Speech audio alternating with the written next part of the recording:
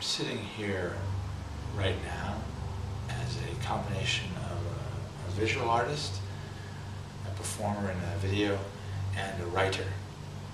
And this will be my canvas. As you can see, it's not a two-dimensional canvas, it's a three-dimensional canvas.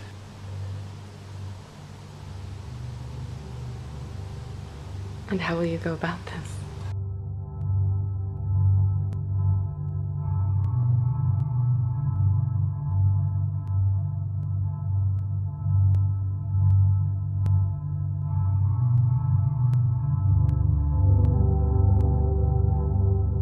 Lackadaisical? There's a certain lackadaisical quality in maybe all life forms, but certainly in people, where you just don't really feel like taking action. And so the desire to create art, where does that come from? Does it come from a kind of egoic impulse, a desire to be seen or be heard, a feeling that you have the answers? I don't know. We met an artist yesterday whose poem I'll read you in this film. And I believe that she and her husband have a great force and energy. They're willing to make a lot of sacrifices to make their point. I find that the more I engage in meditation and in art, that there isn't much need to make a point, because any point that you make is going to be subjective, right? And plus, how does the viewer see it, right? So you're looking at this film from your own perspective, right? That's what you're seeing. But I'm over here observing myself as an object. And I've got a different impression entirely of what I'm creating here. And then there's other people who,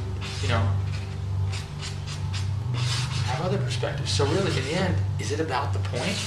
No, it's about what they're seeing on the surface of the point. No one's actually seeing each other. No one's actually seeing their art.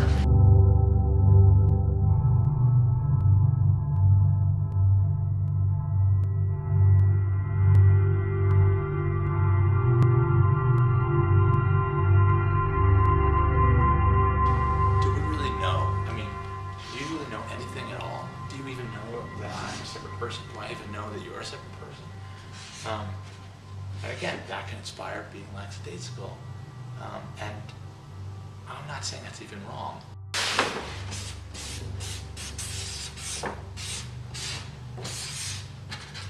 So even as this art, we don't even know. Or are you the art? That's the other question, right? But the second commandment in the Bible is, thou shalt not worship false idols. But then the second part of the second part, which no one talks about, is thou shalt not represent in a picture form anything that flies in the air, crawls on the ground, or swims in the sea. In other words, don't draw animals, don't create art. And you see this now in Muslim societies where you shouldn't even represent God. And this was part of the Jewish tradition originally as well. And I think the purpose of that is based on this book I'm reading called The Goddess versus the Alphabet, to drive the left brain to be dominant. So in art, we escape, right, from that. And the presumption is that we should escape because it's in balance. That's one thing that you often see in the traditional art is asymmetry, right? You want to have an equal equal scale. And you see that in terms of culture too, in terms of laws. We want justice. And yet experimentations in economic equality don't seem to work. You know why? The theory is lackadaisical.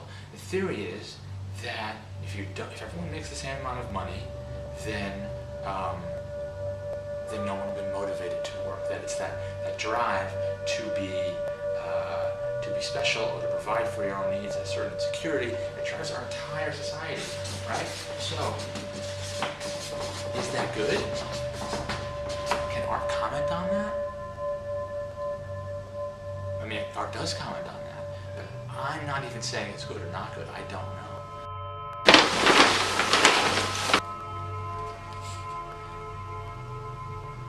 And we were having ice cream, and we saw this couple with a briefcase, and I thought, that's really interesting. What's that guy doing with a briefcase? And my imagination went in all sorts of directions.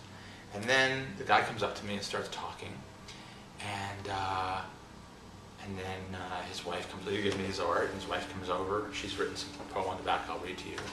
And they presented their point of view, which, I said to her, it sounds like, in the 60s it was very normal to drop out. And she says, we're not dropping out. But I wasn't really clear exactly what was going on, but essentially they are questioning the society that we're in. But I think they have some critique of the society that we're in, and yet there was also an aspiration that this art would be somehow appearing in a book, and her poems would appear in a book, which is, in a sense, it seems, buying into the society. So are they living a paradox? La Virgin Negra, such pristine and unmolested depiction of truth. Molested? Carry forth thee tasks on such marked shoulders. O original vessel of light. Is that the spark of humanity, the first conscious awareness? Such brave disposition, such natural tendency to absorb the radiance of humanity. Thy wielded faithfully, untouched and unreachable within the raven's hallowed firmament. Blacklisted Madonna articulates her soulful elucidation in preparation for divine